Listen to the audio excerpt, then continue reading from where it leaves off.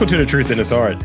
I'm your host, Rob Lee. And today, I have the privilege of being in conversation with a Washington, D.C. based architect and the director of Justice, Equity, Diversity, and Inclusion at HKS, an international design firm of more than 1,400 architects, interior designers, urban designers, scientists, artists, anthropologists, and more. Please welcome Yiselle Santos Rivera. Welcome to the podcast.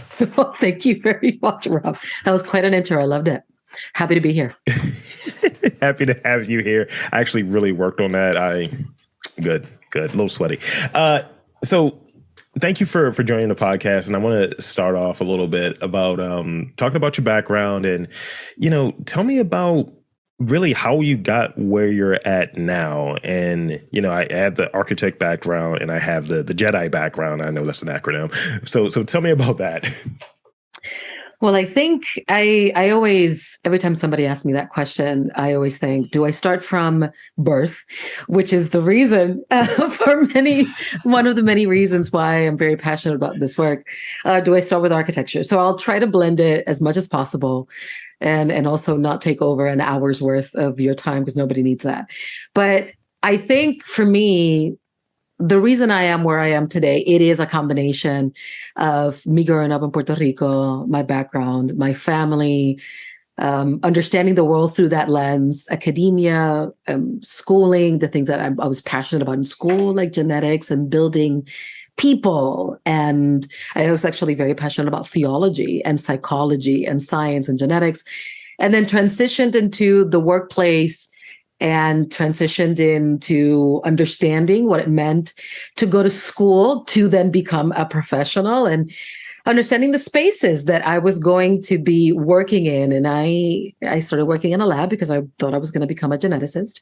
My family always thought that I was going to become an architect because I loved destroying the house. I loved putting curtains and cushions and making cities and villages for my brother, who is a mechanical engineer and actually works for a very big companies doing things that have to do with airplanes and spacesuits. So we've always existed in this space of the beyond, like how can we do all of these things bigger and bolder and help other people? But I was doing artwork.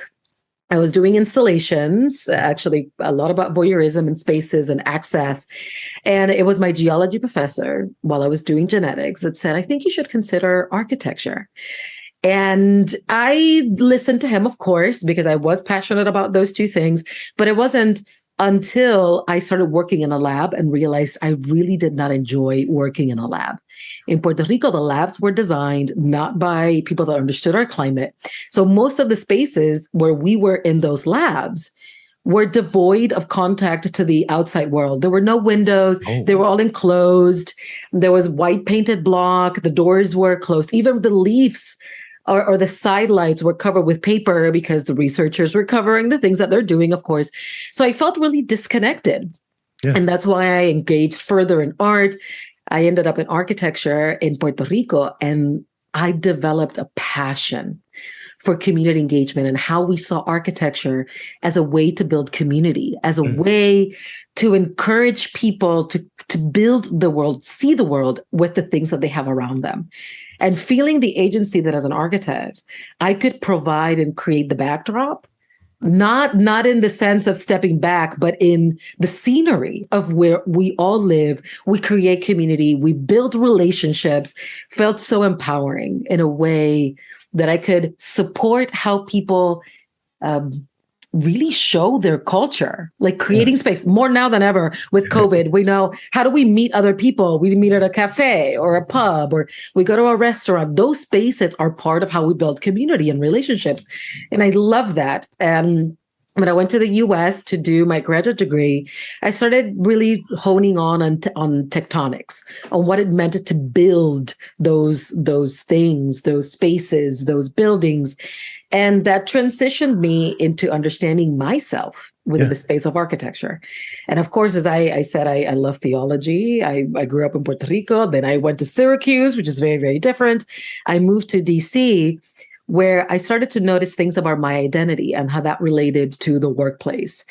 And that idea of what it means to show up in the workplace as a woman, a lesbian, Latina, with English as a second language, started showing up in different places. So I couldn't access what that meant for me in the workplace because I was doing architecture, but I could do that in association. So I started building committees and I started engaging in ways to elevate the culture of Latin American communities in how I could service them, building spaces for women to inspire emerging professionals.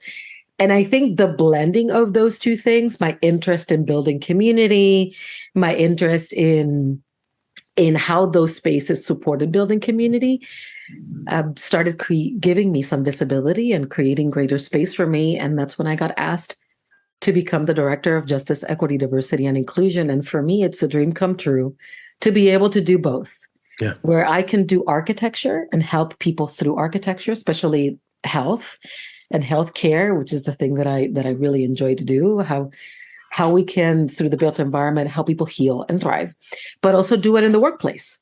How do I get people to come to the workplace and feel like they belong, like they can thrive, that whatever work they are doing really makes an impact to the rest of the world, even if they don't see them or touch them.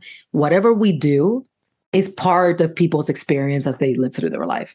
So I do this not only because of how I show up, how I want to show up, how I feel like I have not been able to show up, but how I would hope to create those spaces for other people that they can show up however they want to show up and do whatever it is that they are passionate about in a meaningful way.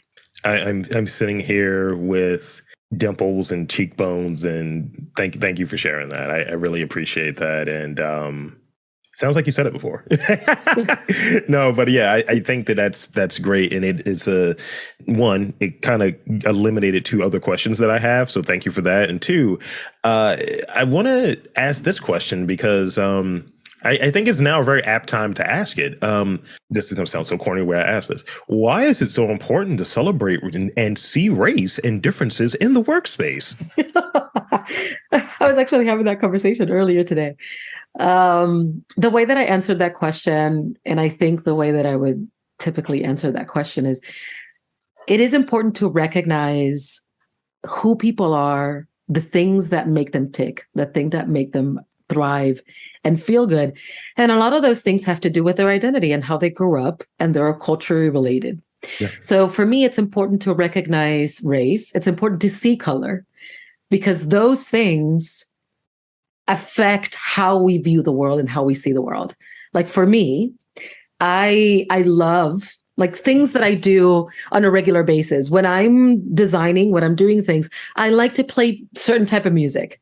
The certain type of music, of course, is related to things that remind me of home, things that make me feel comforted, things that make me feel like in a space, very tranquil, where I can really get the things that I want to get done quickly.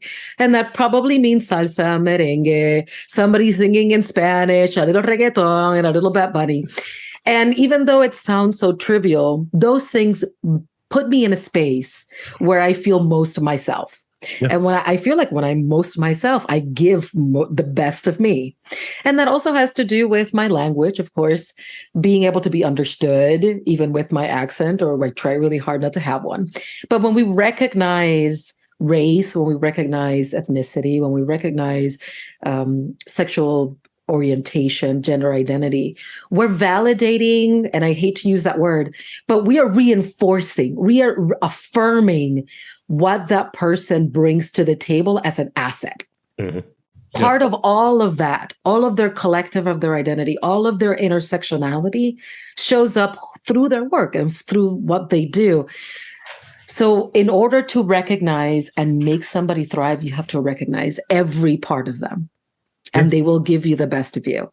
I hope I answered that. No, you did. And I think it's, to append to it, it's having an understanding of what's under the hood, having in consideration for what experiences are maybe baked into the thinking of a particular thing. And, that's often left out. And I'll give you, I'll share one example with you of, the music in the office, whatever the thing that makes that environment comfortable, because I find in being in higher ed, and that's where I've worked at for like the last 10 years in different institutions. So I can kind of speak on just a skosh. And I find that some people are put in a position where their comfort matters more than other folks. And I remember in the morning, because I was being a troll. I remember in the morning, it's just one person who was a very evangelical sort of individual, and he were playing gospel music super loud. Now, granted, this was it was a Jesuit school, but it wasn't a Baptist school, or whatever it was. I was blasting Slayer, Raining Blood, because I thought it was hilarious. And I was like, oh, I thought we're just playing music, right? That's what we're doing, right? And it was just like, oh, so this person's comfort, or this person's maybe the thing that gets them going to do what their work is more important than mine. And I generally don't care about it. But when someone is telling me that this is something that we care about, these are the rules that we're playing, then who's more important? I was like, that's where we're at right now. And, but I like to get under the hood and understand the thinking that goes into it. Because I find that, especially like this is an arts and culture podcast, and there's, some outliers, but really arts and culture, and design is a part of that. Obviously, architecture, there is some art that goes with that. And I think that people want to take some of those elements out. It's like, yeah, can I have what you can produce, but not you as the person in it? And that's an issue. So I want to move ahead, and then I'm going to go back, but I want to ask this because I thought it's real. I like the way I worded it. If I could pat myself on the back. It appears whenever there's a celebration or a national month that's happening, like we want to celebrate this, let's say like Pride comes to mind or what have you, or even Juneteenth was a great example. And it seems like, some of these companies, they're sending, someone into Canva to make a quick update to change that color scheme or what have you. I guess from your vantage point, how can organizations, how can companies, like from a leadership perspective or what have you, maybe really improve, like with respect to diversity, equity, justice, diversity, equity, and inclusion? Because I find like things feel like face value.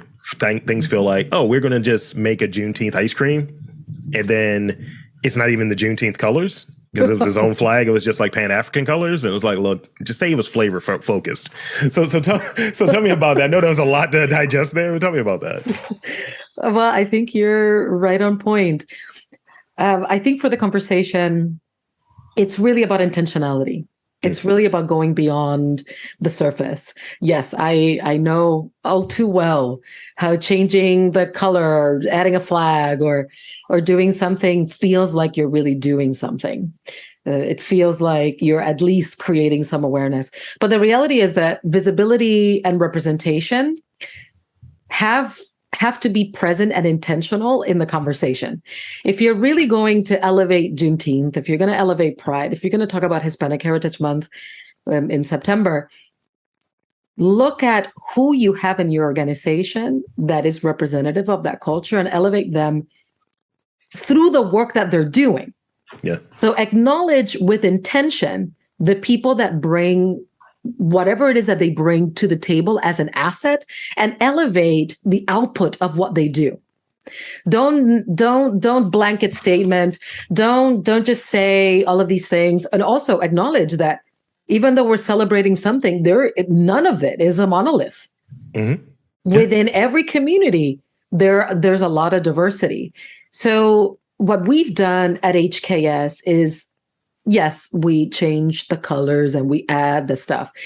But for example, if we have a fireside chat, which is firm wide, that we share with our 1,300 plus employees, in lieu of saying, oh, this is what happens, this is Hispanic heritage, and then try to create a amalgam of everybody that does this work, is no, let's bring up the people that are leading a practice that can speak through their identity about the work that they're doing. Yeah. Let's represent them. Let's create visibility to who is there so that others can see the variety and the diversity that we have at the table.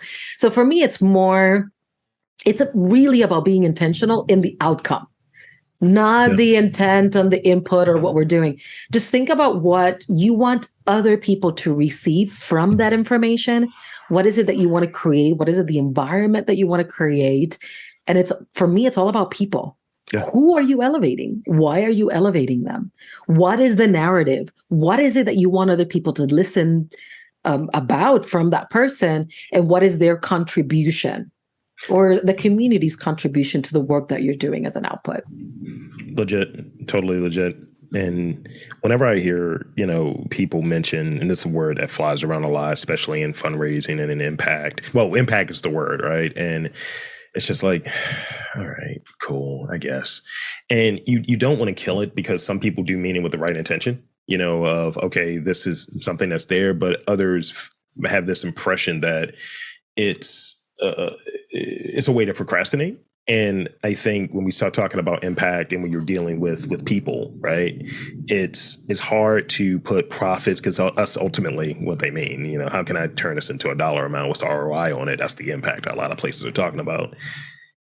I think when you're dealing with people and you're servicing people or what have you, like doing this podcast for sake of argument, the chief goal is to try to just boost people up, get to know people, get to know what people are doing that, are diverse and have different things going on, and diverse in the literal sense, not in we have one gay person here and, a different white chick there, but like in a true sense.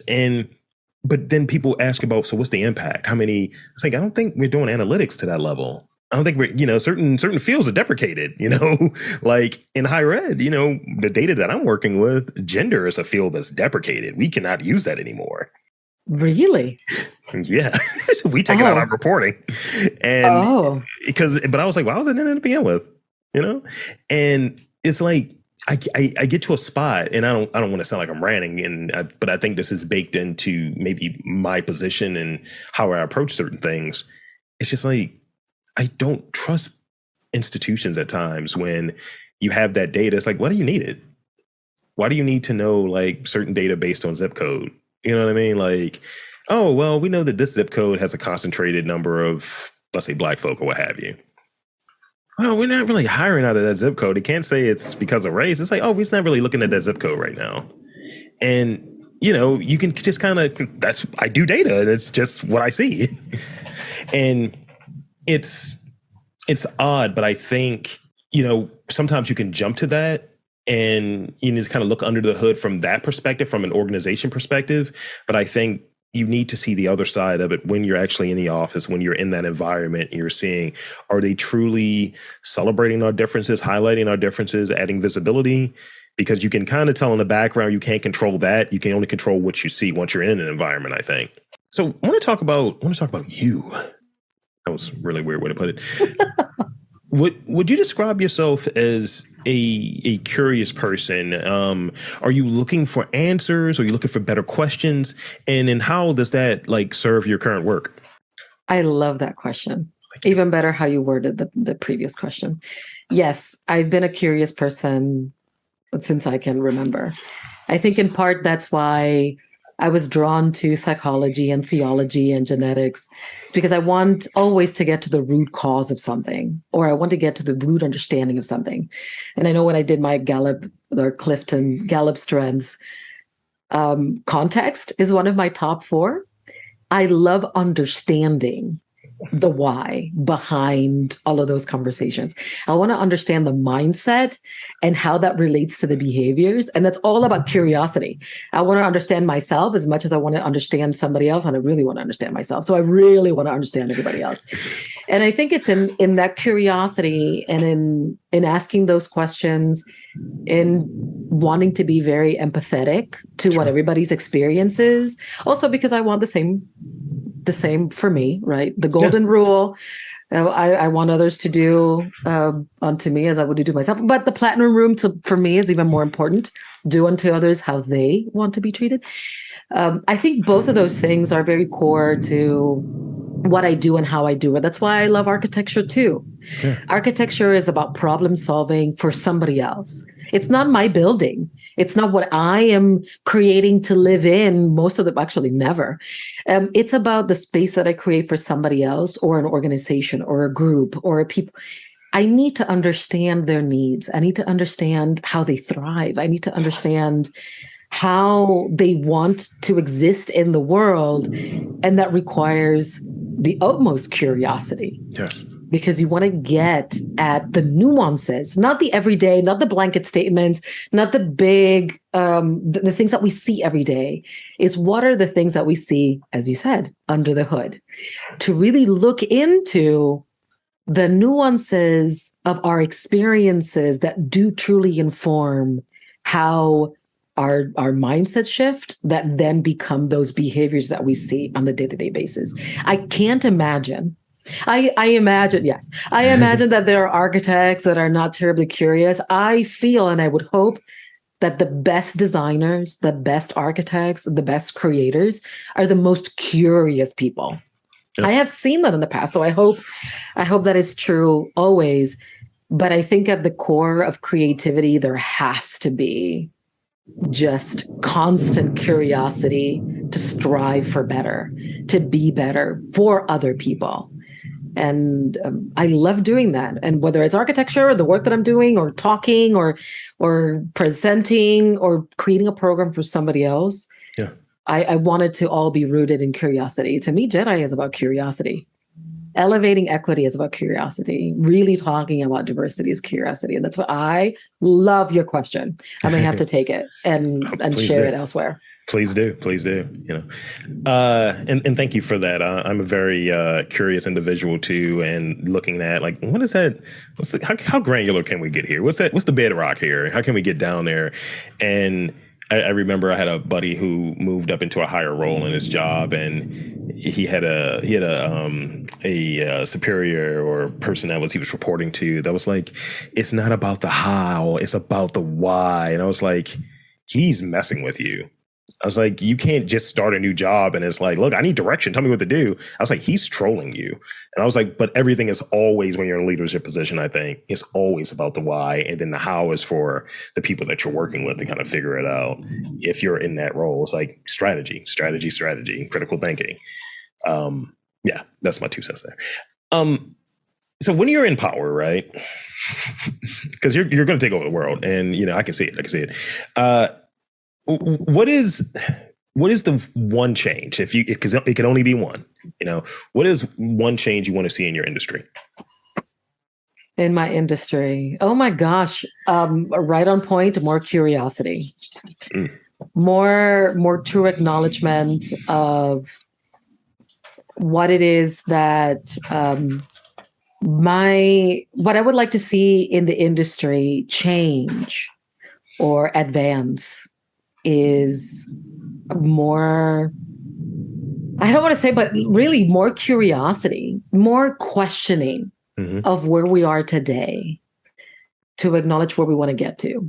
I developed a panel with HKS, and somebody today was sharing that in order for us to really build greater equity, in acknowledgement of the diversity that exists in the world, we have to do professional innovation. And that for me means not only at a personal level or a professional level, that we need to really look at where we are today and what we are doing and consistently question what we are doing through the lens of the systems that are in place. So for architecture, I would love all architects to question what we have been doing for decades, why we have been doing those things for decades. And as you said, be more curious. I think some of us in the industry get used to, this is how it's always been. And I know every profession is the same. Yeah. We've all, this is how we've been doing it for decades. This is what we've been doing. Well, not only that, why have we been doing that way for decades? What has worked and what has not? And let's take the best of what we have done and move that forward, and take the things that we know have not worked, have disadvantaged other people, have held us back as a profession even, because we're very disproportionately placed right now with our demographics. What have we been doing wrong? And then make an intentional move to change that direction. But also, that's on the personal level, on the professional level. But I think as a profession that builds, that is responsible for the health, safety, and welfare of people, really take that seriously. Yeah. Really think about the responsibility that we have for everybody's health, wellness, and safety in this world. We're responsible for every space that they go into. We're responsible for how we connect those spaces, how we provide that access. I think if we all adopted that as an oath, like we do, but if you took that seriously, that every line that you draw, everything that you spec impacts somebody somewhere, maybe even multiple times throughout their life, I think we could create together something more meaningful that could move us forward much faster than we have in the last few years. Thank you for that. That's great. So here's the last real question, and then we got some rapid fire questions because even you can't get away from this. You have to get the rapid fire questions as well. Okay. So I like to ask people about obstacles, and I remember this quote from George Frazier about like obstacles. I take those like vitamins. I eat them every day. So how do you approach obstacles, and what is one obstacle that comes to mind that's been like super impactful to your career, whether it's something that kind of like held you up early on, or if it was something that kind of like, once I got past that, my career really took off. Tell me about that. Oh, that's a really good question. I definitely operate very differently now than I used to when faced with a challenge or an obstacle. I would say about 10 years ago, maybe ish, when I was starting out more so in my career.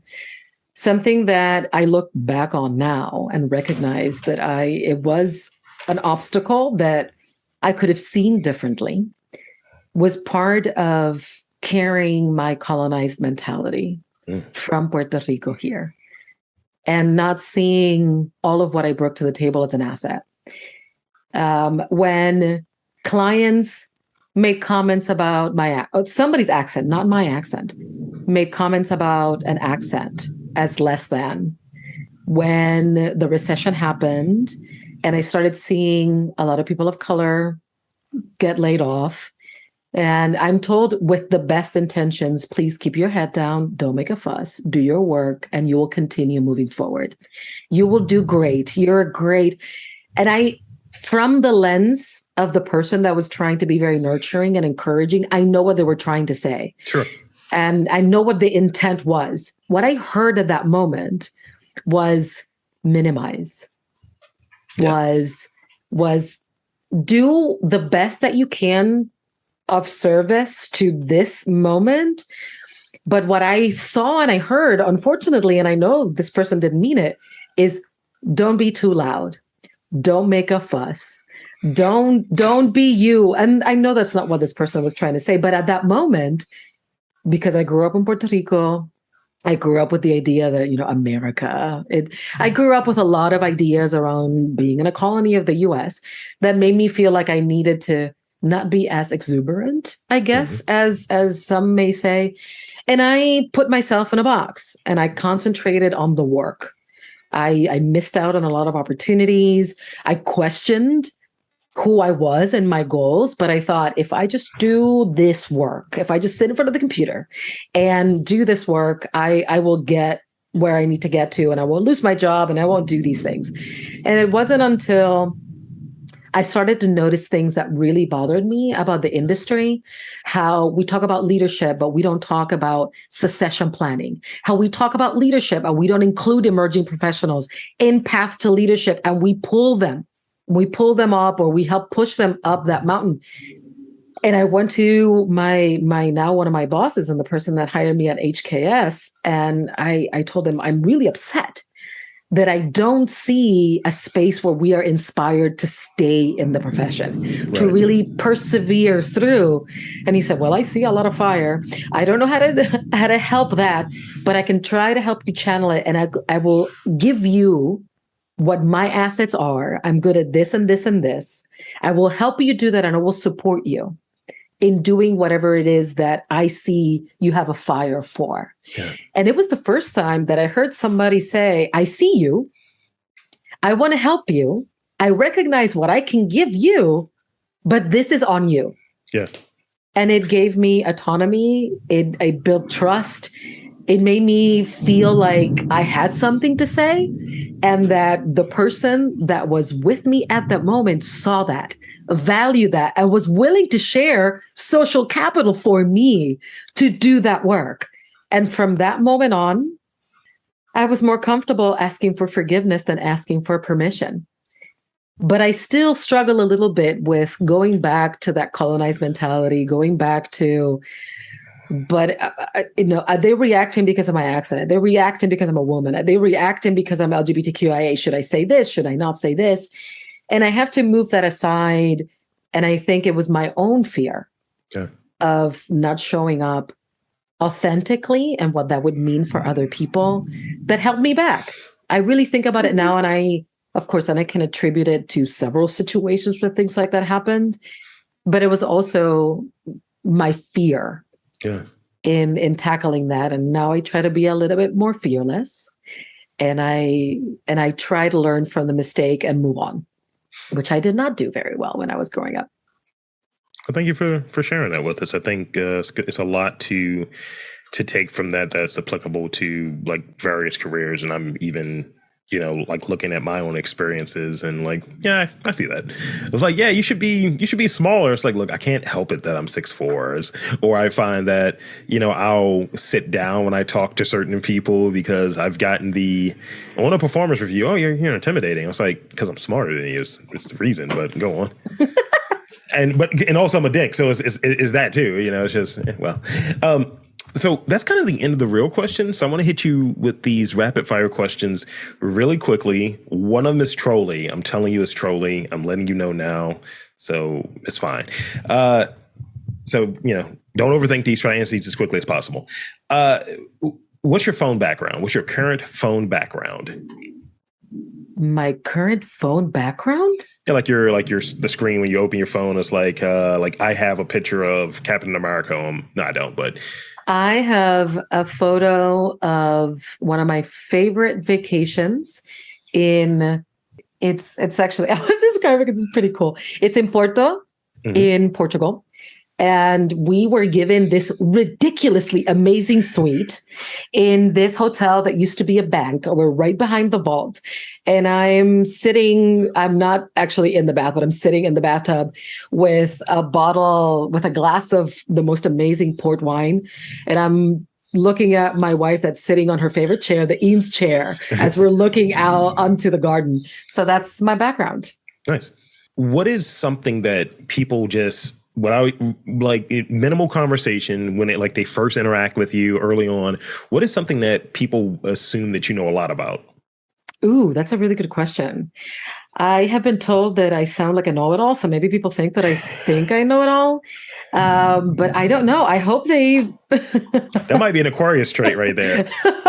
I'm close. I'm actually at the end of Capricorn, but a very, very end. So maybe. I hope that people think that I know enough about architecture, that I know enough about how to help other people get to where they need to get to. And I hope that people think that I know a lot about how to be a good friend and a good empath. I dig it.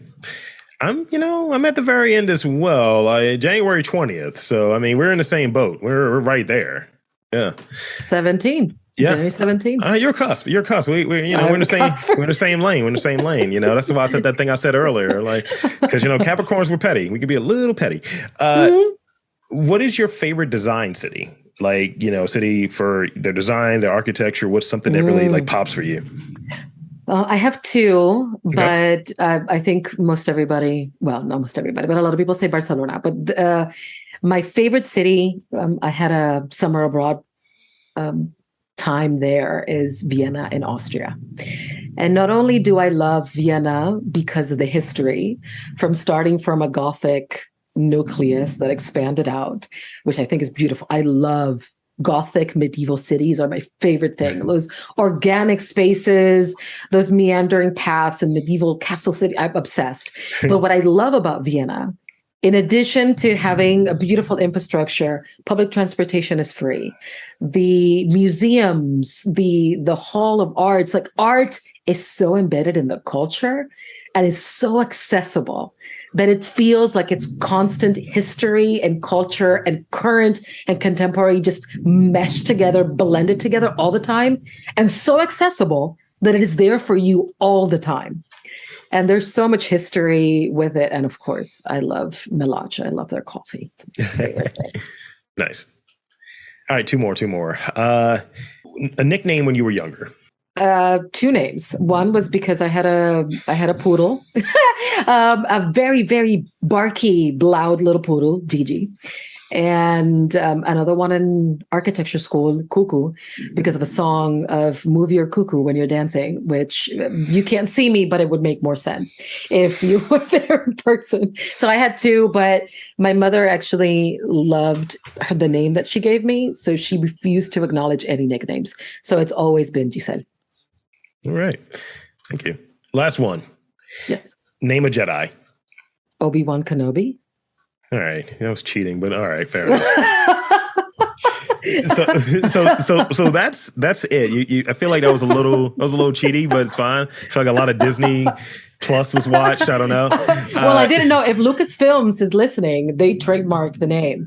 If I want to name a leader in justice, equity, diversity, and inclusion, I think Brian C. Lee is one of my favorites. He brings a ton of passion that I really enjoy listening to. Well, there you have it. So that's it for all of my questions. So I want to thank you for being on this podcast. And two, I want to invite and encourage you to tell the fine folks where to check you out, social media or whatever you want to share in the last moments we have here. The floor is yours. For me, okay. Well, where can you find me? You can find me barely everywhere. I'm the things that I think for me, if you really want to find me, I would love for anybody to look at our HKS website, look at the work that we're doing around diversity and equity, and join in this movement, join in this journey. Join us as a consultant, as a partner, as somebody that wants to work with us, and also help us create a better built environment. We have a phenomenal website called esg.hksinc.com that has our commitments that we've made to the world very transparently, our progress, and it shares some of the work that we're doing in aligning with our public interest design work and sustainability. Follow us, follow HKS Architects, and follow the work that we've been doing through the lens of justice, equity, diversity, inclusion, and in support of the UN Global Compact. If you want to follow me at Yiselle Santos at Twitter, at Yiselle Storytells at Instagram, and Yiselle Santos Rivera, because I love my full name, at LinkedIn. And if you can, also look a little bit into Wield Your Story, which is our platform to encourage anybody right now to elevate their voice through their career pinch points and challenges, and really talk about success through that lens. And inspire everybody else that comes after you. A rising tide lifts all boats. Let's lift all us up together. So there you have it, folks. I want to again thank Yiselle Santos Rivera for coming on to the podcast. And I'm Rob Lee, saying that there is community, culture, diversity, all of the great things, justice in and around Baltimore. You just got to look for it.